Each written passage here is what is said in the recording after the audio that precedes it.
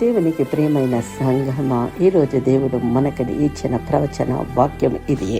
సామెతలు 28వ అధ్యాయము 14వ వాక్యము. నిత్యము భయము కలిగి ప్రవర్తించువాడు ధన్యుడు, హృదయమును కఠినపరుచుకున్నవాడు కీడులో పడను. దేవునికి ప్రియమైన వారా, దేవుని భయము దీవెనకు మార్గము. ఈ వచనం మనకు 2 మార్గాలను చూపిస్తుంది. ఒకటి, దేవుని భయముతో వినయముగా జీవించే మార్గం. రెండవది, హృదయాన్ని కఠినపరచుకుని దేవుని మాటలను తిరస్కరించే మార్గం.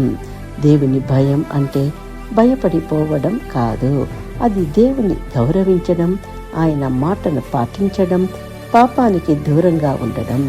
ఎవరు దేవుని మాటను వినుతూ జాగ్రత్తగా నడుస్తారో వారు ధన్యులు. కానీ ఎవరు గర్వంతో, మొండితనముతో నాకు తెలిసింది సరిపోతుంది అని హృదయాన్ని కఠినపరచుకుంటారో వారు కీడులో పడతారు.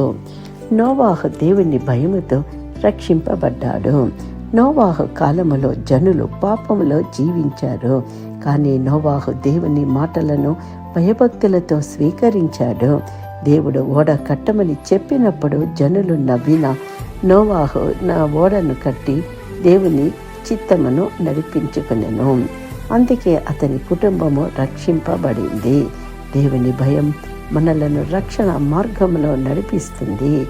యోసేపు దేవుని భయముతో పాపాన్ని తిరస్కరించి పోతీఫరు భార్య యోసేపును పాపంలో పడవేయాలని చూసింది. కానీ యోసేపు, నేను ఈ గొప్ప దుష్కార్యమును చేసి దేవునికి విరోధముగా ఎలాగ పాపము చేయగలను అని చెప్పి దూరమాయను.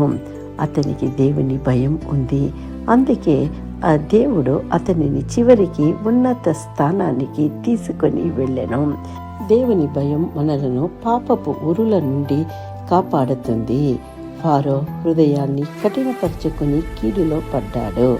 మోషే ద్వారా దేవుడు ఫారోకు ఎన్నోసార్లు హెచ్చరించారు, కానీ ఫారో తన హృదయాన్ని కఠినపరుచుకున్నాడు. దేవుని మాట వినకుండా మొండిగా నడిచెను. దాని ఫలితంగా ఐగుప్తు మీద తీర్పులు వచ్చాయి.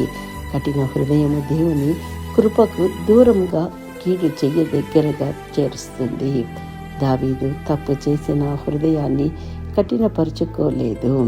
దావీదు పాపం చేసినప్పుడు ప్రవక్త నాతాను అతనిని హెచ్చరించాడు. దావీదు తన హృదయాన్ని కఠినపరచుకోలేదు.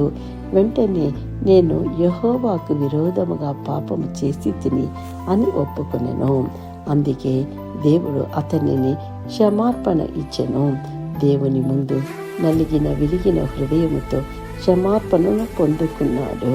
చిన్న ప్రార్థన. ప్రియమైన సహోదరి సహోదరుడా, ఈ వాక్యాన్ని వింటున్న మనతో దేవుడు ప్రవచిస్తున్నారు. దేవుని బిడ్డలైన మనము ఈ వాక్యాన్ని మనకని స్వతంత్రించుకుందాము, ఆశీర్వదింపబడదాము. Amen. Please like, subscribe and comment. Thank you.